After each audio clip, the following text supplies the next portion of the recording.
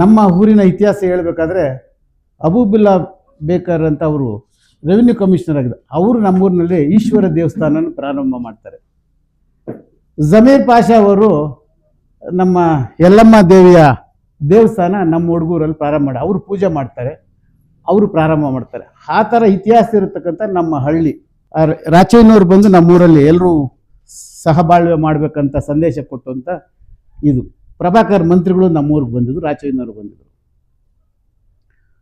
ಇವತ್ತು ಈ ಪದ್ಧತಿ ನಾವೆಲ್ಲ ಸಹಬಾಳ್ವೆಯಿಂದ ಇವತ್ತು ಈ ಬೈರೇಗೌಡರು ಅವ್ರಿಗೆ ಜಾತಿ ಅನ್ನೋದೇ ಗೊತ್ತಿಲ್ಲ.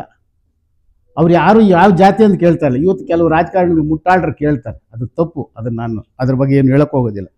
ನಾವಿವತ್ತು ಹಳ್ಳಿಗಳಲ್ಲಿ ನಮ್ಮ ಸೋಮಣ್ಣ ಹೇಳ್ದಂಗೆ ಪ್ರೀತಿ ವಿಶ್ವಾಸದಿಂದ ನಮ್ಮ ಹಳಿಯ ಅಂತಾರೆ, ನಮ್ಮ ಮಾವ ಅಂತಾರೆ, ನಮ್ಮ ಬಾಮೈದ ಅಂತಾರೆ. ಸೊ ಆ ನಮೂನೆಯಲ್ಲಿ ಶಿಕ್ಷಣದ ಕಡೆಗೆ ನಾವು ಹೋಗ್ಬೇಕಾ ವಿನಃ ಅಂಬೇಡ್ಕರ್ ಸಾಹೇಬರು ಮಾಡಿದ್ದು ಎಲ್ರಿಗೂ ಕೂಡ ವಿದ್ಯೆಯನ್ನು ಕೊಡಿಸುವಂಥ ಕೆಲಸವನ್ನು ಇದ್ರ ಜೊತೆಗೆ ನಾವು ಮೇಡಮ್ ಅವ್ರು ಹೇಳ್ದಂಗೆ ಯಂಗ್ಸ್ಟರ್ಸ್ನ ಅರಿವು ಮೂಡಿಸ್ಬೇಕು, ಯಂಗ್ಸ್ಟರ್ಸ್ನ ವಿದ್ಯಾಭ್ಯಾಸಕ್ಕೆ ತಳ್ಳಬೇಕು. ಆವಾಗ ಇದು ನಿಜವಾಗ್ಲೂ ಕೂಡ ಒಳ್ಳೇದಾಗ್ತದೆ. ಇದು ನಿಜವಾಗ್ಲೂ ಒಳ್ಳೆ ಕಾರ್ಯಕ್ರಮ. ನಾವೆಲ್ಲರೂ ಕೂಡ ಒಂದು ಸಹಬಾಳ್ವೆ ಕಷ್ಟ ಸುಖದಲ್ಲಿ ಹಂಚ್ಕೋಬೇಕು. ಇವತ್ತು ನಿಜವಾಗ್ಲೂ ಕೂಡ ನ್ಯಾಯ ನೀತಿ ಧರ್ಮ, ಆಮೇಲೆ ಯಾರ ಪುಣ್ಯಾತ್ಮ ಹುಟ್ಟಾಕಿದ್ರೋ ನಮಗೆ ಗೊತ್ತಿಲ್ಲ. ನಾನು ವಿದೇಶದಲ್ಲಿ ನಾನು ಸಂಜಯ್ ದಾಸ್ ಗುಪ್ತಾ ಅವ್ರು ನನಗೆ 12 ಕಂಟ್ರಿ ಕಳಿಸಿದ್ರು, ರೇಣುಕಾ ಚಿದಂಬರಂ ಕಳಿಸಿದ್ರು, ಬೇರೆ ಬೇರೆ ಎಲ್ಲ ನಾನು ಸುತ್ತು ಬಂದಿದ್ದೀನಿ. ಅಲ್ಲಿ ಕ್ರಿಶ್ಚಿಯನ್ ಅಂದಿರ್ತಾರೆ, ಮುಸ್ಲಿಂ ಅಂದಿರ್ತದೆ. ನಮ್ಮ ಯಾಕಪ್ಪ 140 ಕೋಟಿ ಭಾರತೀಯರು 140 ಕೋಟಿ ಜಾತಿ ಇಟ್ಬಿಟ್ರು ಅನ್ನೋದು ನನಗೆ ನೋವಾಗುತ್ತೆ ಒಂದೊಂದ್ಸಲ. ಆ ಜಾತಿಯನ್ನು ತಿಳಿಬೇಕು.